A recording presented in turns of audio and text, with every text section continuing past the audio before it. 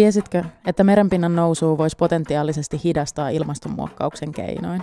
Lapin yliopiston arktisen keskuksen tutkijat John Moore ja Ilona Mettiäinen tekevät parhaillaan Grisko-hanketta, jossa ajatuksena on rakentaa merenalaisia verhoja mannerjäätiköiden lähistöllä. Verhot rajoittaisi lämpimän meriveden pääsyä jäätikön luokse sen sulamisen hidastamiseksi. Jos tämä hanke onnistuu, se voisi hyödyttää 200 miljoonaa ihmistä ympäri maailman, jotka muuten joutuisi merenpinnan nousun myötä lähtemään kodeistaan. Epäsuorasti hanke hyödyttäisi käytännössä jokaista meistä, koska ilmastopakolaisuutta ja resurssipulaa olisi vähemmän. Hankkeen toteutusta kartoitetaan tällä hetkellä Grönlantiin, mutta parhaassa tapauksessa metodi toimisi myös Etelämantereella. Ilmastonmuokkauksen historiasta löytyy synkkiä esimerkkikeissejä, jonka vuoksi moni näkee tieteen alueen kyseenalaisena.